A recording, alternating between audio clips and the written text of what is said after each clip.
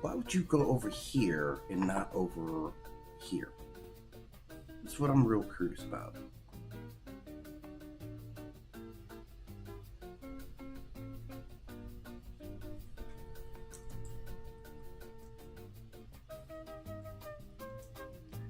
Alright guys, so today I'm just going to really quickly get into Mortal Kombat. Alright guys, so today I'm just going to really quickly get into Mortal Kombat. Alright guys, so today I'm just going to... And, this is a mythology, man, that's been around for a minute. Like, in fact, let me check this out. When did Mortal Kombat first come on the scene? And this is deep into my childhood, man. I'm telling you, this is like premium gaming for me, right? Like Mortal Kombat, I think must have came out. So this is 1992, right?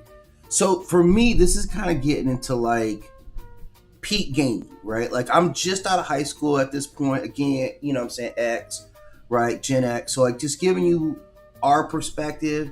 And I'm telling you, man, like we really got into deep storytelling in mythology, right? Like we really got into it. Like everything kind of had a stories. Now remember, like by 92, like what was prevalent, like this seemed to have opened up a new era in gaming mythology. Like what was the era like before this? And if I'm kind of remembering it right, like we were slowly building mythology, but it was really different at that time. Like we were really coming out of the era of like, the arcade game before this world, right? It was a lot of more like we were getting to Street Fighters, that games were heroic, but they were cartoonish. So, this was the first one where it really got to dark mythology. Like everything else, Street Fighter and stuff like that, it was not, on the same level. And just like how dark this universe is and was. And here's the thing about Mortal Kombat. What really I think is what makes it so strong. So we're talking about 92, so 2022, we're already talking about 20 years. So now we're plus 40 years on Mortal Kombat. Like we're plus 40 years on Mortal Kombat. So why is Mortal Kombat still going this strong? Well, it's because of the lore. It's because of the lore and it's because of the characters. And they really did a great job. Like, first of all, let me get my notes up here because you got like multiple worlds that you're dealing with.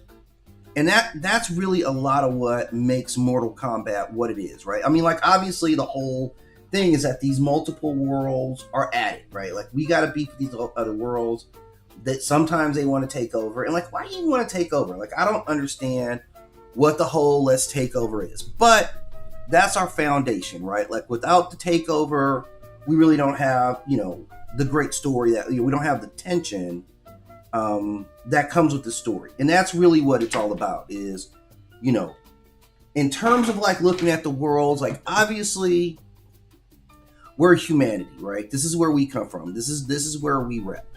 And where we repping at, man, it's like we're actually physically weaker than all the rest of the worlds, right? Like that's what our problem is. We're weaker than everybody else. Spiritually, we're kind of chaotic down here. Technologically, we're kind of uneven. So like even technology wise, we got some issues, right? So this is what we get out of this Mortal Kombat universe, like right off the bat. Like, so you can see all the realms here. We got Earthworld, we got Earthrealm, we got Outworld, we got Netherrealm, which is basically hell. We got Edenia, right? Which obviously is, like a play on Eden. And then you have other realms, right? And everybody's got to come and like get their scrap on in these realms. Because, obviously we know what Outworld's trying to do. We know what Netherworld's trying to do, right? So this builds a really deep and really rich mythology. Man, and I'm telling you guys, in the video game world, I don't know who really matches that. Like, there's some good ones out there, but this is why, like, the invaders keep coming to Earth. They keep coming to Earth because physically we're weaker than them, we're spiritually chaotic, but we are massively resilient. Like, we adapt. Like, everybody's tried to come down here and test us out, but we've proven ourselves to be capable. Like, barely capable, but still we've been capable. And this is kind of what we get when we see our world And we can kind of see what our heroes be looking like, man. Our heroes are a mix. Like we got some of our military, we got some soldiers, like a lot of soldiers, like people of different groups coming together. And that's kind of the thing. Like you kind of unify a lot of different parts of, you know, Earthworld in order to fight this off, man. Like we got all kinds, right? You got Asian, you got black, you got white, you got men, you got women. Everybody's welcome to come in defense of the Earth. And that's what really makes it all work for us. Otherwise, we really don't have a chance if we didn't go that route. But I'm telling you, this mythology, and then when you get into it, like Outworld is a completely different world. Now, this is Shao Kahn's world, and this is entirely everything about this world. Let me see if I can get an image of this world, man. This world is all about conquest. Like that's all. This is all they're thinking about is conquest, right? Like this world wants to take over, and so they're always hype about the tournament or the next tournament or when we schedule another tournament. They're 100% about this because this world is always looking to, you know, background panel fun. I created that background image. It's like the main image I'm using that. I created that, but I tell you what I'll do. I will put that in the community section on the page, right? So if you go to the community section after I'm wrapped up here, I'll add that in there. In fact, maybe I can add that in there right now. Let me see if I can add it in there right now. I'm going to go and see if I can. Because it is a cool image, right? Like, I don't want that. But it's a cool image. Let me see if I can get to my community page here. Because I don't want to forget, right? So I'm going to go ahead and upload this right now. So if you go to community, let's see. Come on, let's create something. I'm going to create a post. And image. All right. So if you go to the community page, it's already there. So you can go download it right now. I'll share this stuff, right? Because it's cool and it does give us like some insight into breaking this page down. So you got that up there. I got you always on these graphics, right? So every day I'm coming with some graphics for whatever I'm talking about. But getting back into it, like this is why Mortal Kombat is so fire, because they break it down, right? They really, really get into it. So when you start talking about the other world, right? Like the Outworld, like it's deadly because it looks all hodgepodge because they be absorbing other types of worlds. Like whoever they take over, you're gonna see it. So they get cultures, you get different species, you get different armor. My pleasure always, Gabriel.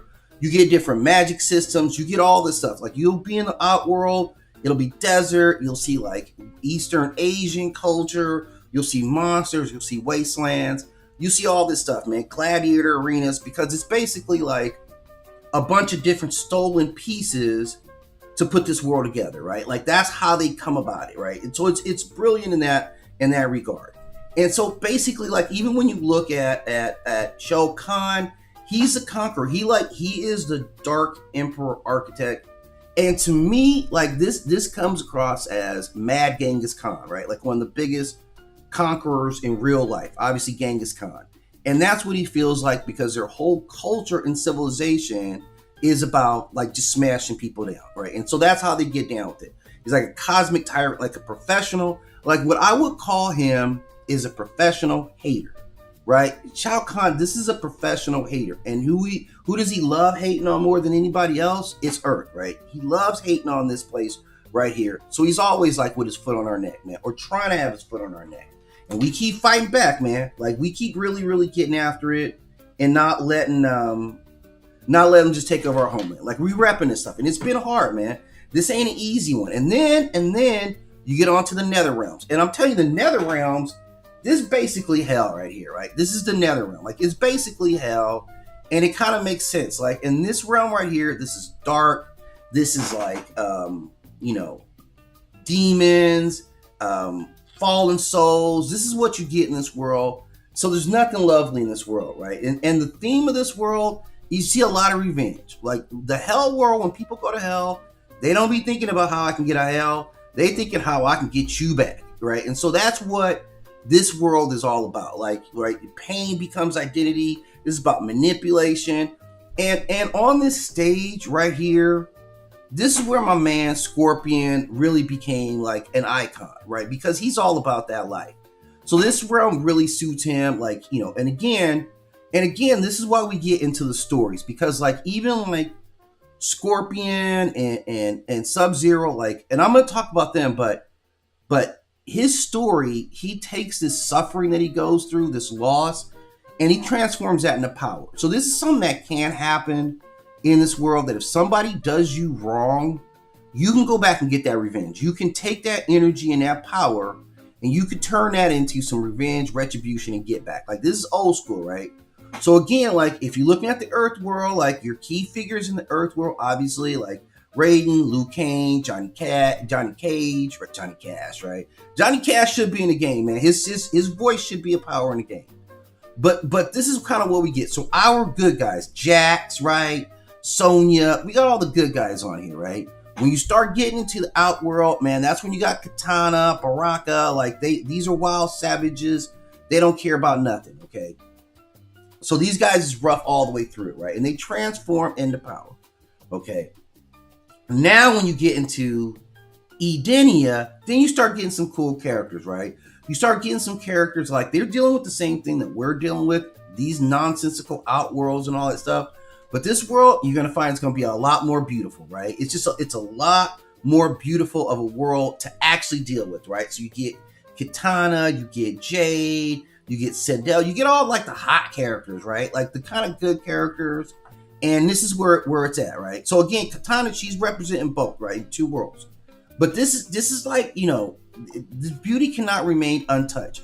That's the problem they have. They're all great, right? Everybody's great and powerful. But man, you still got to deal with the tournaments, right? And it's never going to go away. So this is becoming more than just like, you know, a large cosmic system. This gets personal on several levels as people start getting tired of each other. And then you have the Outrealms where you get a lot of other, like, so they're always able to expand it. They're always able to add more layers to it, and they've done that successfully, right? And then we start getting to it as we start to learn more. Like, they're not done. They're not done because they built a whole hierarchy in this world. Like, you have the cosmic hierarchy, so you have the gods. And the gods, they're not good, but they do try to balance the forces. Seems like they never be balancing the forces, you know, tilting it our way, right? Somehow it never tilts towards our side of it. But still, they say they create, you know, balance. They're supposed to be like these cosmic referees, these mythological administrators. Like, this is all corporate for them, but they're lazy, man. They often react way too late. They're constantly underestimating evil, right? And like, you know, there's very like Greek mythology vibe, right? Where it's like, yeah, we want to help you guys, but oops, we never seem to get there on time, right? That happens consistently. Then you move into like, you know, those are the elder gods. Now above the elder gods, you got obviously the Titans, right? Like the Titans sit at the top of it, and you got like Chronica, right? And these gods exist to manipulate time, destiny, and cosmic cycles, right? So I'm telling you guys, like, who's built a more thoroughly well-rounded world than Mortal Kombat, right? Like, nobody. Realms, gods, legacy, multiverses of warriors, realms, ancient power, all bound by this tournament, driven by fate, and defined by their conflict. So we get from the cosmic Titans to the elder gods, then to like get to like the realms and the mortals. So we're like down here in the realms and the mortals. We're all down here, even though everybody's got varying kind of strengths, right? And then to me, like, you get some legendary rivalries that go off in here, man. Like some real personal, every time I see you, it's gonna be a beef. That's what we have with Scorpion and Sub-Zero. Like, outside of everything that's going on, these guys don't even care about the tournament, right? Like, at all. They're showing up. That's my guy right there. Every single night, right? Like, the best matchup, when you, like, used to be back in the day, like, it would be like, I don't know, man, like, you know, Michael Jordan and Clyde Drexler. They're both like, I got him, right? That's how it shows up, right? Like, the best want the best. And these guys, man, it's not even about cosmic rivalries at this point. It's about, man, you killed my family, man. Like, I can't even get past that, man. Like, Like that we come from the small roots, but we, you know, go through these cycles, and this is like generational beef. They're bound by this fate, by clan, by loss, by their cycles of revenge. This is going on forever, man. Like, I think these guys have been beefing, man. Like, you guys are surpassing Tom and Jerry, man, as one of the greatest beef combos of all time. These guys are out of limits, man. Like, clearly, this is iconic beef. Like, it ain't the Roadrunner and the Coyote anymore, right? It's not Tom and Jerry anymore. It's Scorpion and Sub-Zero. If I had to pick two dudes that was always going to be at it, this is what it is. This is greater than Kobe versus Iverson in the finals, right? It really, really is, because, you know, you got everything, man. Different levels of, like, I'll sneak attack you. I'll do whatever, man. Taunt you. You know, man, it's just deep. But this has been like a rivalry that has just thrived within this game. So what makes this realm so much harder? Well, it ain't because it's a good place, right? You got genocide, you got manipulation, you got enslavement if this stuff goes wrong. You got resurrection. So even if you put somebody down, like you're like, man, I'm so sick of you, and I put you down, there's a great possibility that you're just going to come back, right? And sure, if the tournament allows me a reason to freeze you and cut your head off, okay, I'll take it. But that's not even why I'm here. I'm here for you. So we get that element, right? Like, you know, I'm telling you, man, this is deep. Scorpion loses his entire family. Like, and this is an honorable dude, right? Kitana learns to find out that her father is actually a tyrant, right? Melina, she struggles with her own identity. Like, I'm telling you, giving you personal stories within this, like, epic story, which is why it, you know, comes around for so long. Sub-Zero, you're just born and inherit all this violence. Jax loses his arms, and the question about his, you know, humanity within that. Sindel's story changes every time because they can't decide whether she's just going to be a villain or she's a victim. So this universe, man, not only is it cosmic and god level and tournament level and realm level, man, it gets mad personal. So if you guys are like me, you're like, man, I've been feeling these characters for a long time. And like, we're now like, I don't know what Mortal Kombat we're on, 9, 11, like we're deep into it. And this allows the franchise to be what we want it to be. As long as it maintains our core, as long as we keep Scorpion, Raiden, Katana, as long as we got Johnny, right? As long as we got Sonya, we'll be all right. And this is why it just keeps doing. So they can always go in a lot of different directions. They've given themselves the ability to tap into various mythologies, personal levels. Like, you know, obviously the new flick is coming out right now. So I'm telling you, man, we're 40 years deep on Mortal Kombat, man.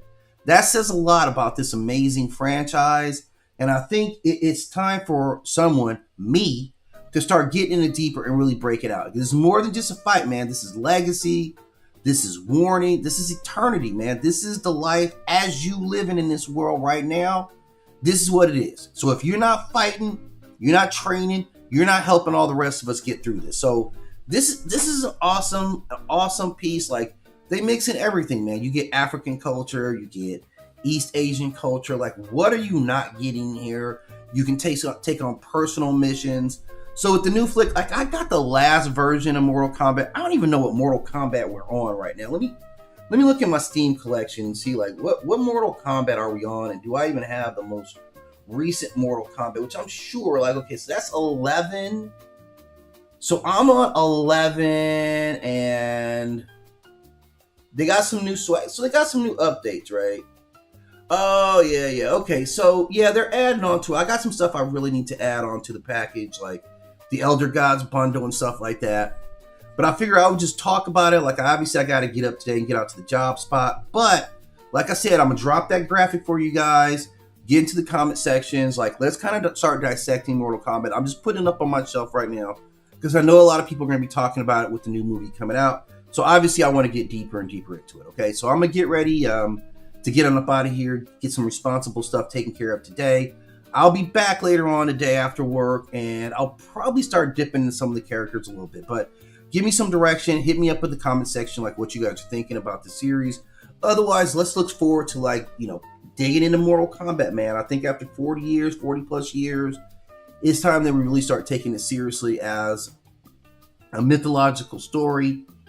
And it tells a lot about us, man. Like, we love this story. Like, I've been supporting this thing this entire, like, 40 plus years, man. Right? Really, man.